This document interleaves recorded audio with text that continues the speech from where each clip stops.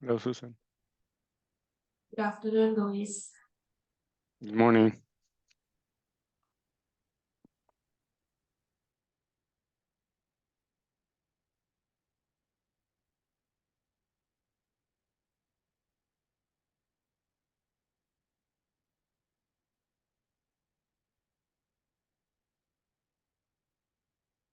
Just adjusting my window a little bit to make sure everything is visible.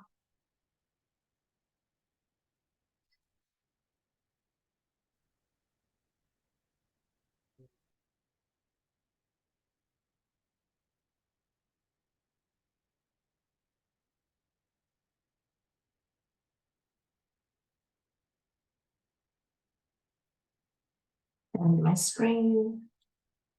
Process. That's the right one. Share and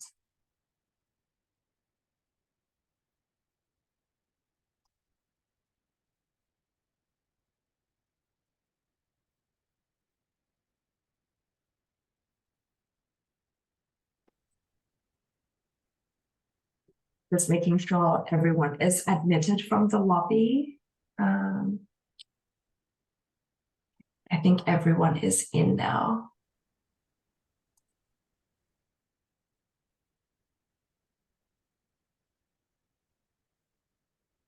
Good morning, everyone, and good afternoon, depending on where you are. Hello, everyone. Morning, afternoon. Hello. Okay, I'm getting very confused because I saw like Akash and Shui joined, but then somehow they're back at the waiting room. Yeah, Akash and Shiwei are in the. Oh, Akash and Shiwei are in the meeting. I guess Shiwei is connecting. Yeah, okay, but I'm clicking on the admit button anyway. Yeah, but I'll Looks like keep an eye on the participant list. I can add the attendees in the meeting. Thank you, Luis. Cool. Let's get started. So to our PR list. So we are going to do a release towards the end of the week. And while we go through our PR list today, let's also identify which one we will merge for RC7. So the first one, Toddy is in the waiting room. Let me click on that. The first one, 1008 refactor logs. I think Akash, you've left just a few comments. Bin, have you had a chance to review? Not yet. I'll take a look. Yeah, I think the main one is pointing out the logger.level is a breaking change for the Helm charts. Is this, Bin, is this a rename? So is it just for the consistency purpose that we're renaming log level to logger.level? Yeah, because I add a logger section in the Helm chart values. So and we also have a log level. So I'm thinking if I can just move it under the same logger section instead of like a separate one.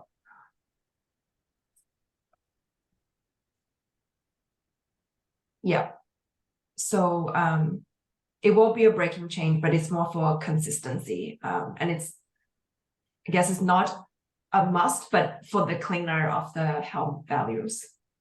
Any feedback on this rename? It's okay. We'll point it out in the release notes. Yeah, Akash. Oh, sorry. Yes, we will point it out in the release notes. I know we have a few others that we need to point out, like the notation naming changes and there might be a few other Helm chart changes we need to point out. So maybe we need kind of like a document or someplace we can keep track of this that we can add to the release notes. Yeah, I can get it. I typically do the release notes, so I'll start that tomorrow. And just confirm with the crew before we publish it. I can look through the chain set. Okay, so we'll do like a compare between the RC6 Helm chart and RC7 Helm chart Yeah. to see what's been renamed. Mhm. Sure. Cool.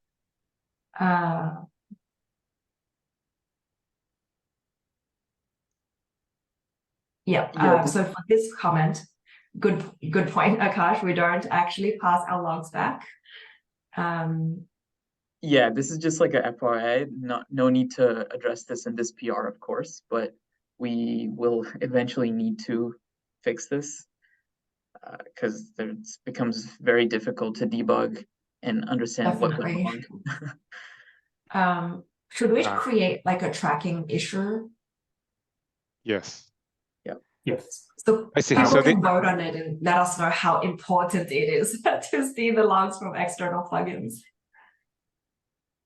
Because they're always a pain to debug. Yes. Yeah. Okay, I can create an issue for this. Thanks. And we were hoping like when we move to a GHCR server, this could get resolved. But yeah, if people need it sooner, we might need to investigate how to get the logs back. Do the logs show that it is from that the lines or the whatever's logged is coming from the external plugin? Is that, or is not? So there's no logs at all that come from the external plugin because of the way we invoke the external plugin binary. The standard out that comes from it is basically ignored. Well, it's parsed for the verification response, and that's about it. So if there's any other logs that it logs during its execution, those are ignored and not actually considered and dumped into the main Ratify log. So there's basically zero Okay. visibility into the execution of the external data plugin. I see. Okay, so I misread your comment because I misread as like the logs return as part of the Ratify logs. So I thought it was more of like we are like basically polluting the Ratify logs with external. So so the case here is we're just being blind on any external plugins. Yes, logs. correct. I So see. like Yes. if cosine was running, we wouldn't actually know what cosine is doing. Interesting. Yeah, we should. Yeah. Yeah, we should. Yeah. So Shuwei's on the call today. Like, I just wanted to check with Shuwei for auras or notation when they call the external plugins.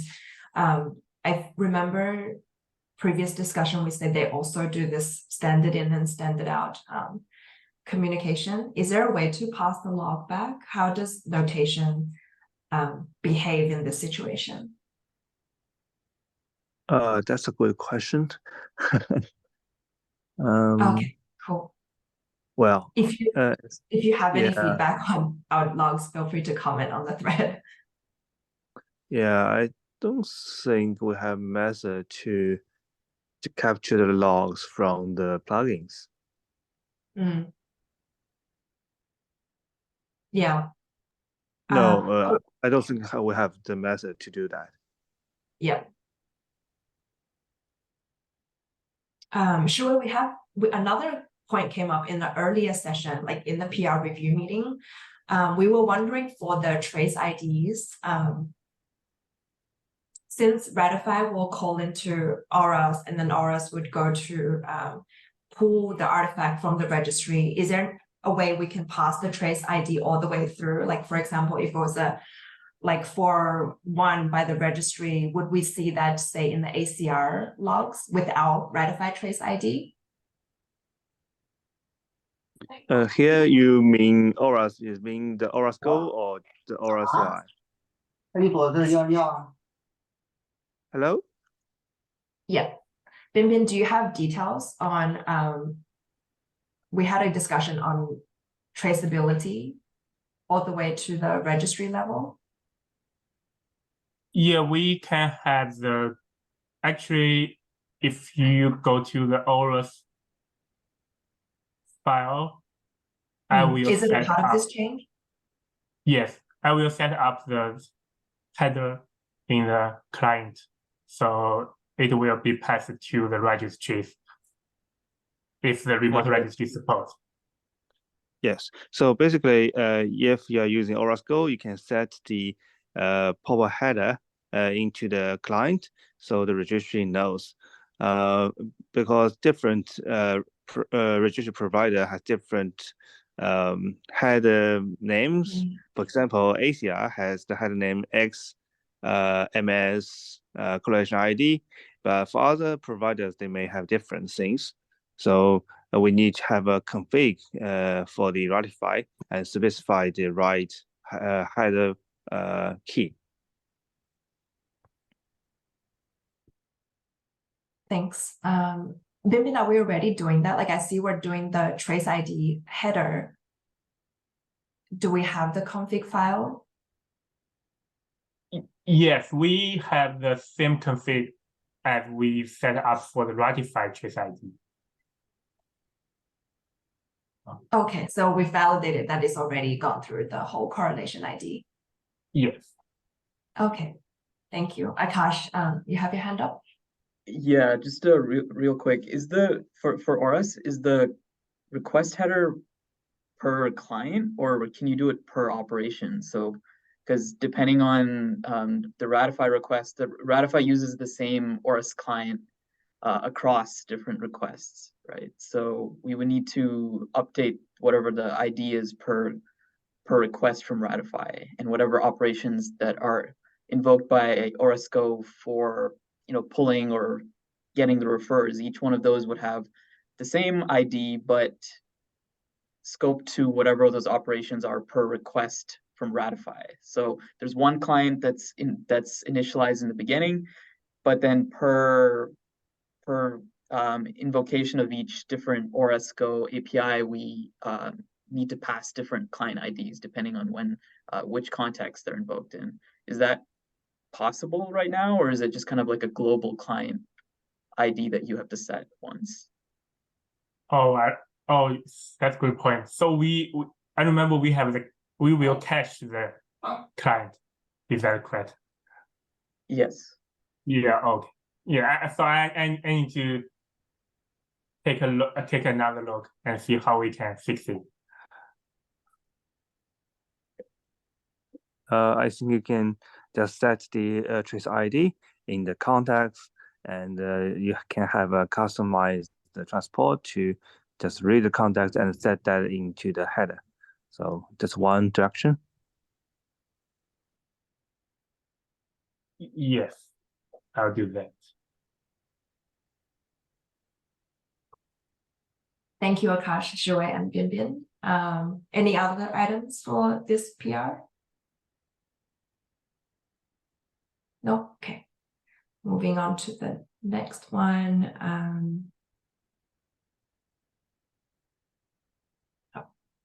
Sorry, going back to GitHub. Next one is 1016. So this is a pure doc related PR, but I'm still going through the broken links, and some of them, like I had a little bit of trouble finding like where did they move to. So I'll tag people differently, the individual people, to ask, like, for example, one of the secret roles to read the secret that's been renamed to something else. And I have, like, after a quick look, I wasn't sure which one it was in. So I'll probably reach out to you, Akash, to have a look. But I quickly want to just show how to read the result of the broken link checker.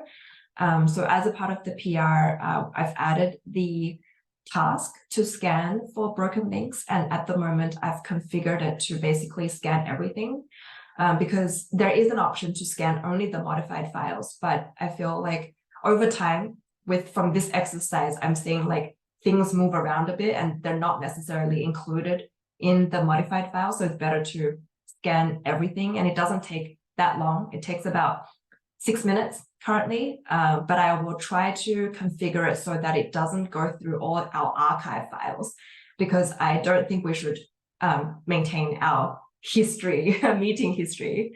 So just quickly showing the result. So once this is merged, we will have a new task for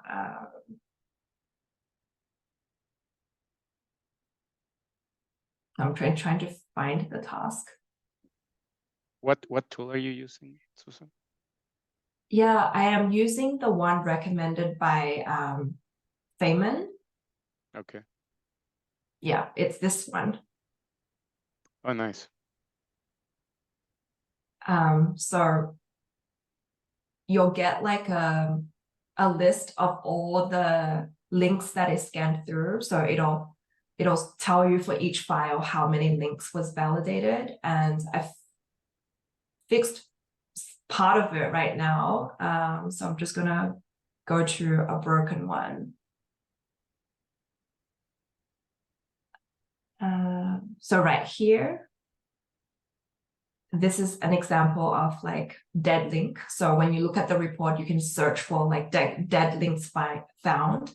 And then that's actually the end of the report. So you would scroll up to see which file that it was scanning. So Nice. I would read the one dead link found, and then I'll go to this provider MD and fix this specific link. So that would be the process once this PR gets merged. So That's very cool. yeah, it's I think I've modified maybe 30 broken links yesterday, and there's still some to be fixed today. It's like a variety of things, so definitely fun to go through our documents again. Cool. So that is that one. The next one is update constraint template 1017. So I think there's a thread talking about should we merge duplicate request. Yeah, so the first question, Binbin and Jun Chen, how much work is it to dedupe, and how do we do it?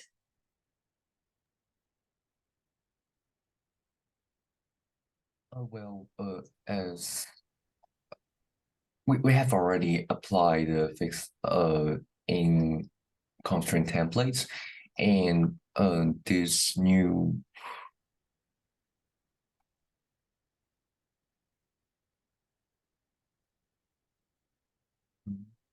location.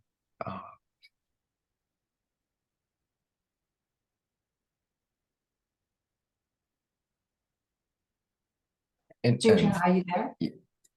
Yeah, can you hear me? Oh yes, wait, I can hear you now. Okay, cool.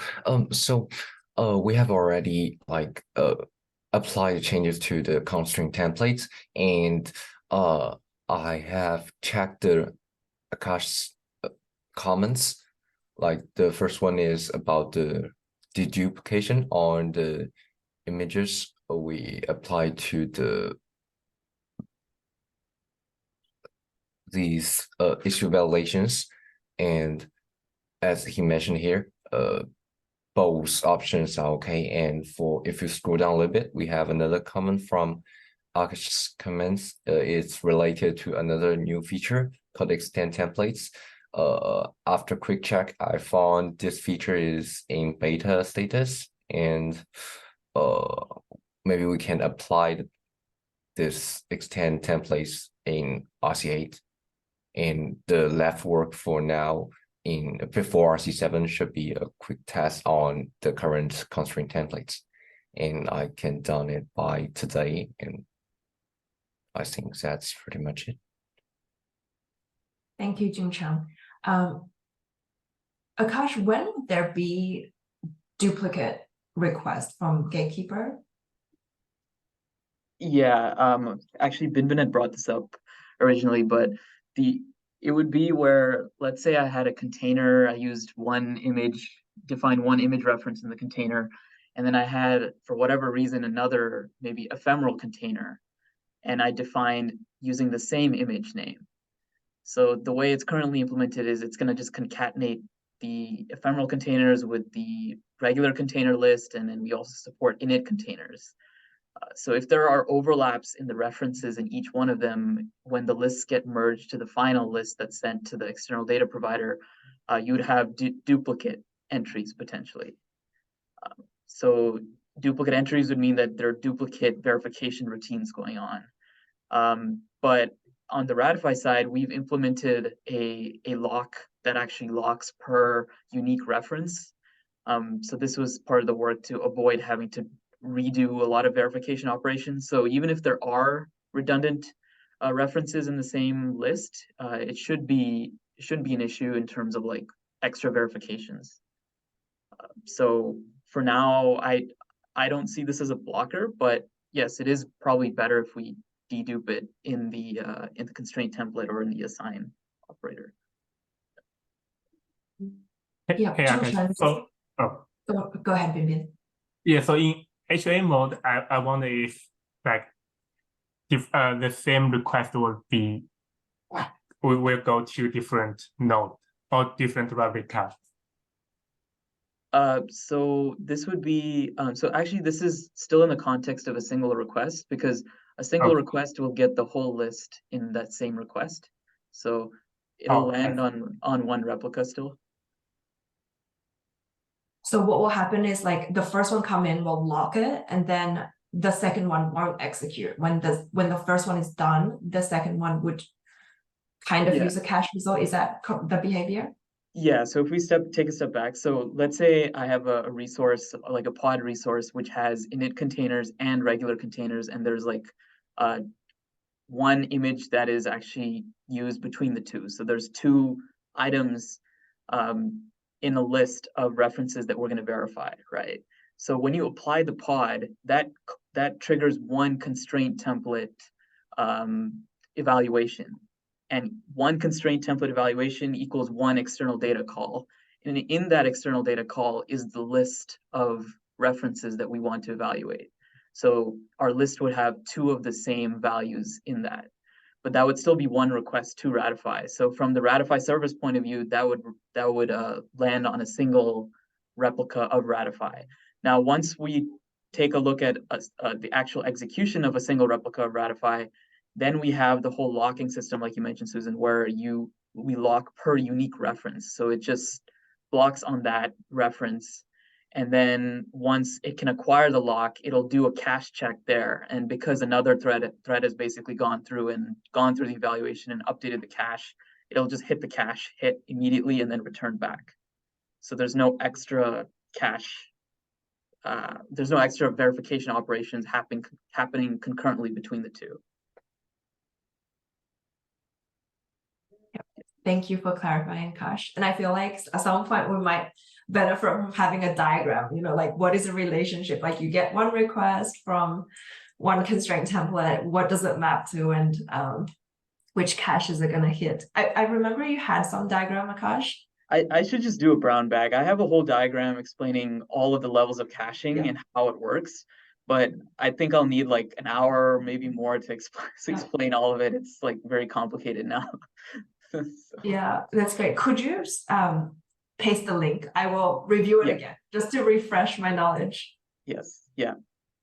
And actually it's slightly evolving now because of the whole HA stuff, and it's even more complex in HA mode because we have distributed cache in Redis now, and our cache values are somewhat encrypted depending on the type of cache too. It's even more complicated. So but I'll send you the link and maybe we can schedule something and run through it. Yeah, Josh just posted a comment that he will be interested too. Sounds good. Sure. I'll send it out to the wider community and hopefully my brain doesn't seize up while you go through it, but do my best.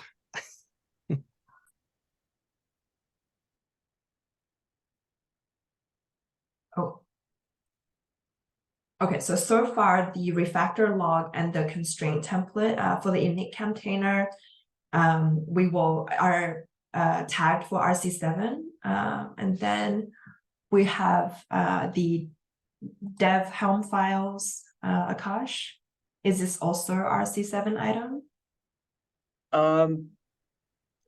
if we can get it in, that'd be nice. It's not, I don't think this is blocking. So I just had it out because we had this issue of we need to update all these Helm files, after we do the RC7 versus before.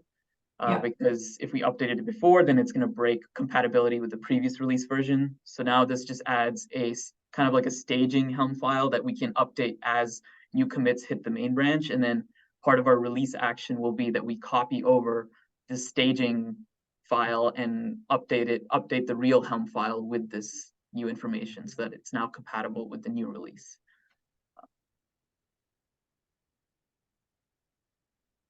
Yeah. So just wondering in the dev version, which how do you specify the latest build? I'm sure there's like an image section somewhere, right? Yeah, so I'm still working through that. There's that value tag. I'm trying to figure out a way to Yeah. automate it so it grabs the latest dev build. Yeah. Yeah. Because Yeah. otherwise this is just pinned to a specific version. It's just gonna be out of date like in a few weeks, right? Yeah. Yeah. Yeah. So I don't think we should block on this PR. I just have it out there. So this is not RC7 required. Okay, cool. Does that mean after we have the dev version and the one targeting the latest release, then in our README, we should also have the 2 versions of Quick Start. It'll be like, if you want to target the latest, use this file. If you want to do the latest main branch, use the dev Helm file. Yeah, we probably should. Yeah, that's a good point. We probably need to add some sort of documentation there for that. So. Cool. And Josh actually had a similar items for the Terraform update as well. Where's the meeting notes? Because Josh is hitting the same issue where he's working on the scripts, but that targets the latest Helm charts, which will grab RC6. And so Josh, like the approach Akash is taking is like he will have 2 parallel sets of these files. One targets the latest and the other one targeting the latest in main. For the Terraform, would it be easy just to say, hey, let's put in get cert and get secret as far as the cred, so then it would work with both Helm variants?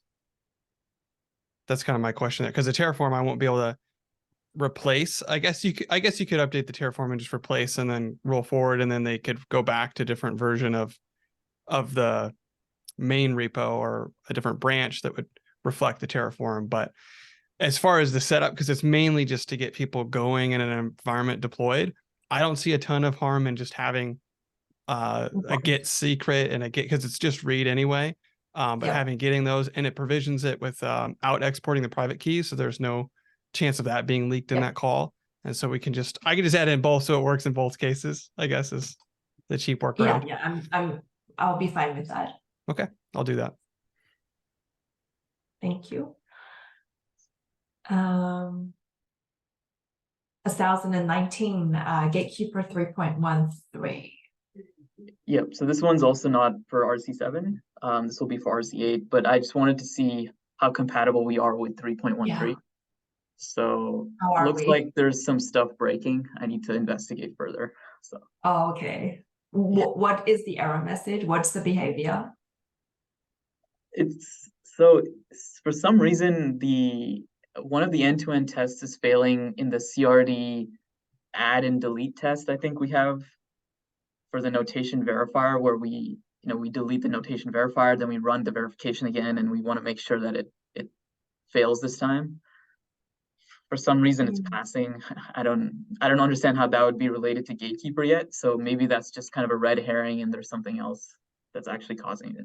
So still need to investigate that. Cool. Yeah, let us know. Maybe we have a bug, in RC7. But we'll see. Cool. That's everything on our PR list. And we covered the get secret configuration with Josh. Anything else people want to discuss today?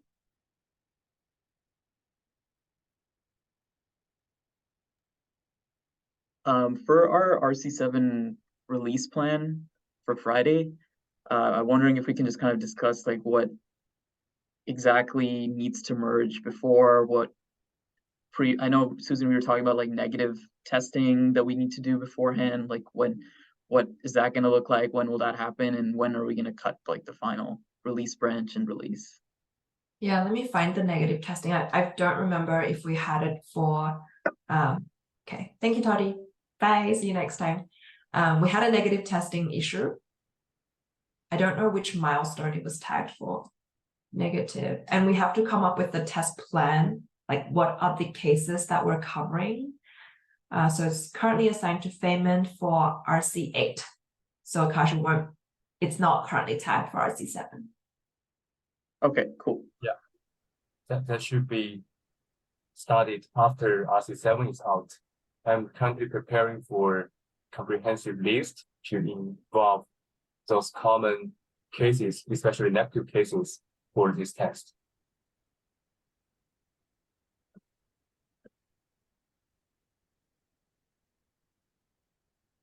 Yeah, so Akash, I guess currently we have like all the PRs. I believe all the PRs that we need for RC7, it's there already.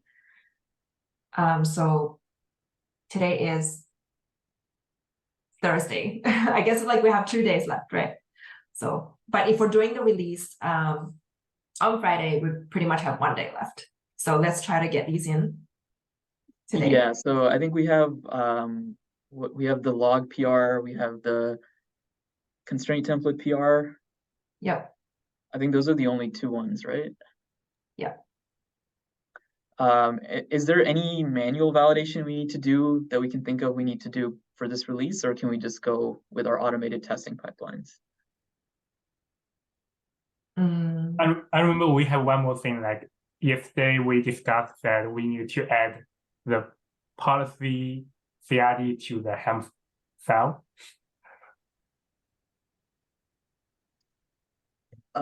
So that would be post RC7, right? So do you think it'll work if we just like last minute merge that change? It'll be broken for a little bit, but we're gonna do an immediate release. So Binbin, that one is for cleanup purposes, right? Yes, I remember that was delete CID. Yeah, so I'm trying to think, is that actually that's not a critical requirement, right? Because that's just worst case, you have a dangling resource for a little bit in the cluster. Right. So Ratify should still function without cleaning that one up in between runs. That's my understanding, at least. Yes, that's right. Also a question, like the Helm files, you don't have to, do we have to republish the chart? Or are they just a curl command to the main branch, right? So even if we released RC7 and then we commit the Helm file change, it doesn't. Yes. Yeah, that's correct. It doesn't actually matter. Yes. Because we have to republish anything. Yeah. Does that make sense, Vivian? Yeah, it makes sense. Cool. The other thing I was mentioning to Binbin yesterday, the like the describe status on the certificate store is not showing up the values of the version and the certificate, but it does seem like we're trying to add the certificate values to the status.property of certificate store. So I'm going to try to investigate today if you know what's broken, but I also think it's not critical because like Xinghe is not dependent on the AKV provider, and it's like a really detailed view of the cert provider. Like it doesn't impact the get command, so it's less important. Yeah, especially that once we've hit a failed operation, the entire operation fails, so the error message is displayed at the top level. Yeah, so that we still get the top level error. It only impacts the success case, but you know, when it's success, nobody really cares about the details. So, but I'll be investigating that. Cool. Anything else, Feynman, Jingcheng. Oh, the other thing I forgot, sorry, it's I created an issue back then, like we should have a quick start automated validation. So since we don't have that yet, so Akash, after we release, we need to manually validate that our quick start steps still work. Yep. Yeah, actually, and we'll need to update the Helm file, like you said, immediately because it pins to a specific version of Ratify. I forgot about that. Yeah. Yeah. So, okay, yeah. I need to figure out how to automate all of this. It's too much to remember every time. Yeah. Yes, E, you have your hand up.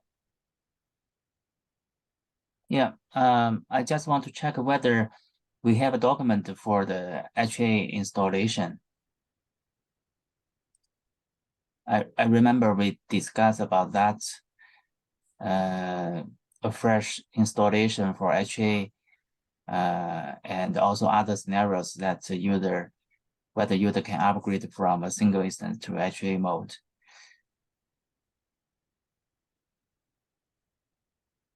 Yeah, while I bring up the document, Akash, do you want to answer E's question? So I do have a documentation where I describe both manually if you don't use the Helm file, as well as the Ratify high availability Helm file that I've written for it. So if you could just like go through that and see if this satisfies what you were thinking, that'd be great. But I do have all the steps that are required in this document. Okay, so this is for a fresh installation, right? Not from a single instance to a HA. This is yes, so it is the fresh installation, but if you keep going down, so actually go back up, Susan. I think the first part is where Helm file is talked about.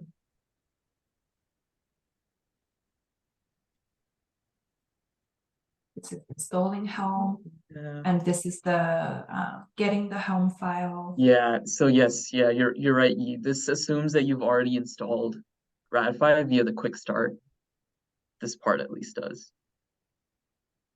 And so if you've already installed Ratify via the quick start, then you could do the Helm file sync command, which doesn't, because the Helm file for high availability does not reinstall Gatekeeper. It assumes that you already have Gatekeeper there, and also even a running version of Ratify there. So this is kind of if you had single instance to your HA mode, multiple instance version of Ratify. Okay, so this cover both, right? So if I don't have a Ratify installed, The one piece this is missing is to explicitly call out that the Helm file for HA does not install Gatekeeper. So you would need to run the Helm file for quick start, and then you would run the Helm file for this if you were going from a clean cluster that you didn't have anything in there. The HA Helm file is like an additive thing. So it assumes you already have a basic version of Ratify installed, and then it'll add the Dapper Redis components and the reinstall Ratify with the HA enabled flags on it. okay, so that means this is not a fresh installation. We have some, we need, as you mentioned, the Ratify Gatekeeper pre-installed, right? Yes. And I can add that little section there saying like prerequisite, you already have this installed. If you don't, then take a look at the quick start guide to install Ratify. But what if user want to install, I mean, from a fresh start, enabled HA? Then user needed to follow the quick start first, then follow this document, right? Yes. Do you think that's too much redirection for the user? We should have an ability for them to right out of a clean install be able to install HA version of Ratify? Yeah, I think so. I think if we, let's say for the after after stable release, at a certain point, we because currently it is behind the experimental flag, right? So once we remove that, this means that this feature actually support is stable and mature. The user can use it. I think for the production case, user will install HA directly. But based on the current guide, user need to install a single instance, then upgrade to it. It's yeah, maybe it's too much. Sure, that makes sense. So I can, for now, I would need to update the Helm files in order to support like from a clean install. And I don't know if, given RC7 is Friday, I'm not sure if we can get that in before RC7. No. Yeah. No, but, it's not for RC7. Okay. Not for, yeah. Okay. I just checked the status because we have yeah, I just want to check the status to make sure we have a guide for user to install, because we include this feature in RC7, right? But currently we have this guide and the user has a way to enable HA. That's okay. Later we can add more documents for user to cover other scenarios. Yeah. Okay. Yeah, Sure. this is not not needed for RC7. I think we have an issue already tracking the documentation for HA. If we don't, I can make one. I think we have only one issue to track scale the Ratify single instance to HA. Okay. Yeah, but we don't have a doc item to track that. This is just a feature request. Yeah, I think we can create an issue for clean installation of HA. Sure. Yep, that sounds good. I can create it and then I can link it to this epic if we want to do that. Great, thanks. Just having a look at the track task and see if there's anything else we should tick off. This is still the latest, Akash? Yes, yeah.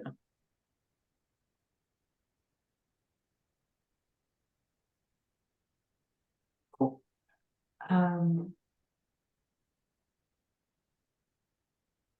Yep. Anything else before we wrap up? One last comment. So actually we have one issue, migrate Ratify docs from the source code repo to the Ratify website. That issue, I was thinking to assign it to our content developer, Zach, but unfortunately Zach is currently focusing on another project, and he will have some bandwidth since early September. So I think the item we could mark it as RC8 or V1, since we currently target finish this migration before V1. So I hope this will not block the RC7 release. Yeah, I think we can move it to RC8.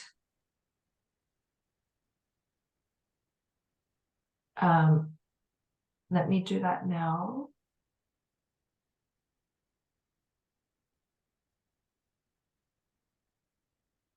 And there is another one tagged for RC7, add documentation for local Kubernetes setup. That's also, we can choose to transfer it to the Ratify website repo or just move it to RC8, since this is also a doc item.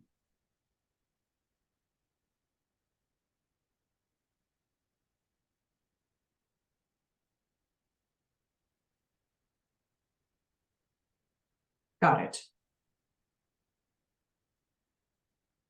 Who have access to the Ratify, or anyone can create an issue for the website report? I can create the issue, but I don't have access to transfer, since I think maybe Louis have the administrative access to transfer issues from Ratify to different repos.